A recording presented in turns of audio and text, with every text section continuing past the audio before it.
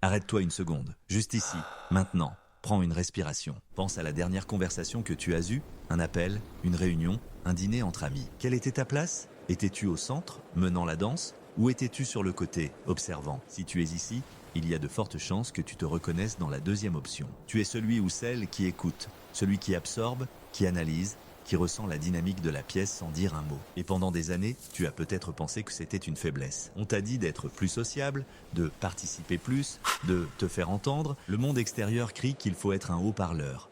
Mais ton système intérieur est conçu pour être un processeur ultra performant. Ce n'est pas de la timidité. C'est un câblage neurologique différent. Et c'est un super pouvoir. Reste avec moi et je vais te montrer comment ton cerveau fonctionne à un autre niveau. D'abord, identifions la douleur de l'auditeur. Tu es dans un groupe. Les gens parlent, rient, s'interrompent. C'est un balai chaotique de mots. Toi, tu es à l'intérieur de ta tête, tu as des pensées, des analyses, des questions pertinentes. Mais le temps que tu formules la phrase parfaite, la conversation est déjà passée à autre chose. Ce décalage est frustrant. Tu n'es pas vide, tu es plein. Trop plein, parfois. Les autres voient ton silence et l'interprètent comme du désintérêt, de l'arrogance ou de la gêne. Mais à l'intérieur, tu es en train de traiter l'information à une vitesse et une profondeur qu'ils ne soupçonnent pas. Alors, que se passe-t-il réellement dans ton cerveau? Pour faire simple, il y a deux voies principales pour l'information et la récompense dans notre cerveau. La voie de la dopamine, activée par l'extérieur. C'est le rush de la reconnaissance sociale, de la nouveauté, de la parole. Les cerveaux extravertis sont très sensibles à cette voie. Parler, interagir, être le centre de l'attention leur procure une récompense chimique. Puis, il y a la voie de l'acétylcholine. Plus longue, plus complexe, liée à la mémoire, à l'apprentissage et à la concentration interne. Ton cerveau, le cerveau de l'auditeur, carbure à ça. La récompense ne vient pas de l'action de parler, mais de la satisfaction de comprendre. Quand tu écoutes, tu n'es pas passif. Tes neurones s'activent pour connecter ce que tu entends à tes connaissances, tes souvenirs, tes modèles mentaux. C'est un processus de traitement en profondeur. L'autre personne parle de ses vacances. Tu analyses son ton, son choix de mots, ce qu'elle ne dit pas. Tu construis une carte mentale bien plus riche que la conversation de surface. Ce n'est pas un défaut, c'est une spécialisation.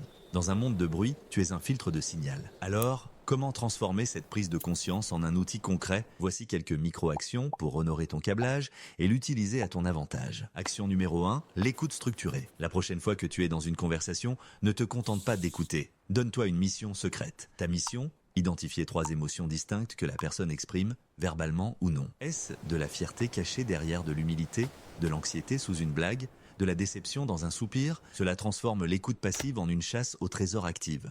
Ton cerveau adore ça. Il a un but, une structure. Action numéro 2, le silence intentionnel. On nous apprend que le silence dans une conversation est un vide. Une erreur à combler au plus vite. C'est faux.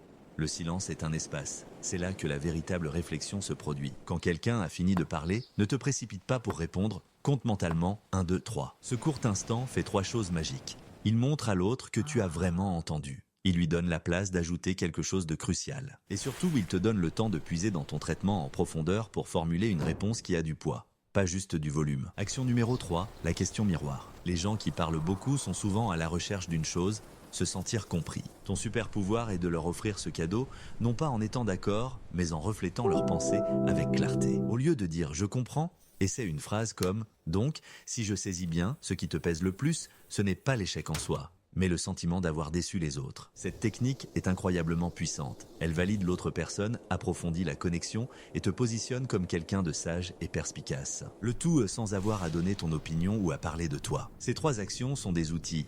Mais le changement le plus profond n'est pas dans ce que tu fais, mais dans ce que tu es. Et voici le conseil le plus important que je puisse te donner. Arrête de te définir comme quelqu'un de silencieux ou d'introverti. Ces étiquettes sont chargées de jugements sociaux. Adopte une nouvelle identité. Je suis un processeur en profondeur. Je ne suis pas passif, je suis un observateur. Ma valeur n'est pas dans le bruit que je produis, mais dans la clarté que j'extrais du silence. Ce changement de cadre est tout.